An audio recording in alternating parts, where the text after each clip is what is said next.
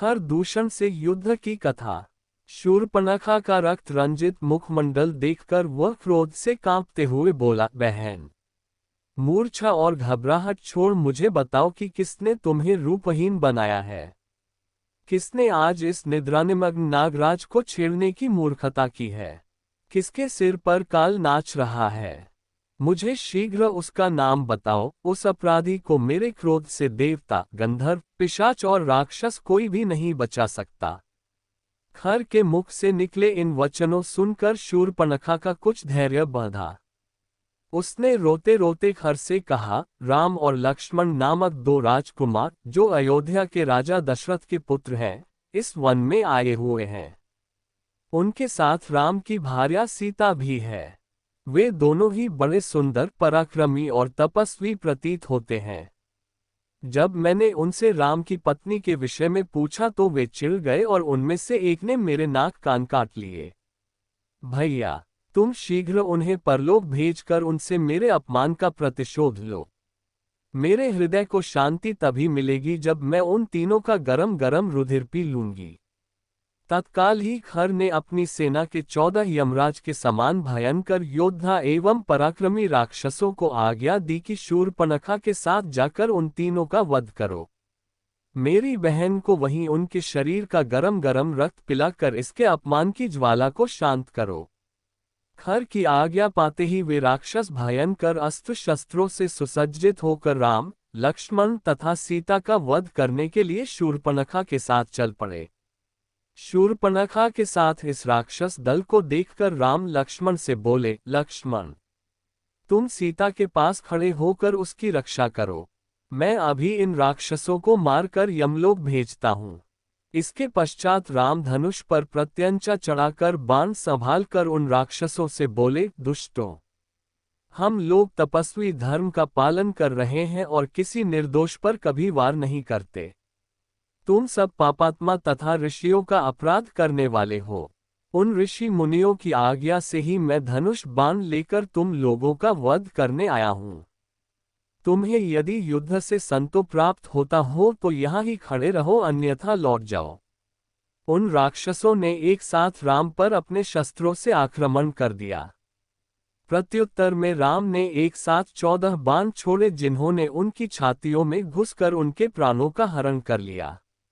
वे भूमि पर गिरकर तड़पने लगे और मृत्यु को प्राप्त हुए। सभी राक्षसों के इस प्रकार मर जाने पर शूर्पणखा रोती बिलखती खर के पास जाकर बोली, उन सब राक्षसों को अकेले राम ने ही वध कर डाला। वे सब मिलकर भी उसका कुछ न कर सके। मुझे तो प्रतीत होता है कि तुम महासम में सबल होने के बाद भी राम के सामने युद्ध में नहीं ठहर सकोगे। यदि तुम स्वयं को शूरवीर समझते हो तो तुम अपनी संपूर्ण शक्ति लगाकर उससे युद्ध करो। यदि तुमने शत्रुघाती राम का वध नहीं किया तो मैं तुम्हारे समक्ष ही आत्महत्या करके अपना प्राण त्याग दूंगी। शूर्पणखा के द्वारा इस प्रकार तिरस्कृत होने पर खर ने क्रोधित होकर कहा, शूर्पणखे, तू व्यर्थ ही भयभीत होकर आत्महत्या करने का प्रलाप कर रही है। मैं तत्काल जाकर उन दोनों भाइयों का वध कर डालूंगा। मेरे समक्ष उनका तेज वैसे ही है जैसे कि सूर्य के सामने जुगनू। तू अकारण चिंता करना त्याग दे। शूर्पणखा को सांत्वना देकर खर अपनी विशाल सेना, जिसमें 14 सहस्त्र विकट योद्धा थे, को साथ लेकर राम से संग्राम करने के लिए तीव्र गति से चला।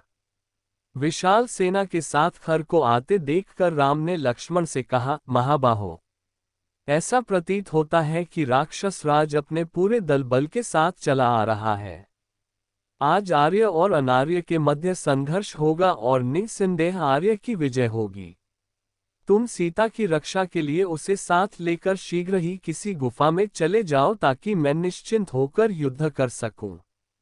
लक्ष्मण ने तत्काल अपने अग्रज की आज्ञा पालन किया। वे सीता को लेकर पर्वत की एक अंधेरी कंदरा में चले गए। अभेद्य कवच धारण करके राम युद्ध के लिए तैयार हो गए।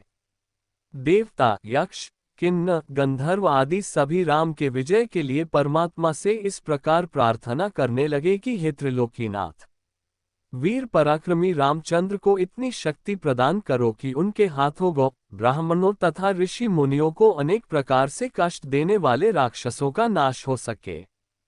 राक्षसों की सेना ने राम को चारों ओर से घेर लिया तथा आक्रमण की तैयारी करने लगे।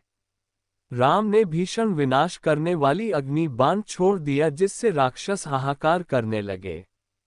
राम तत्परता के साथ राक्षसों के द्वारा छोड़े गए बाणों को अपने बाणों से आकाश में ही काटने लगे।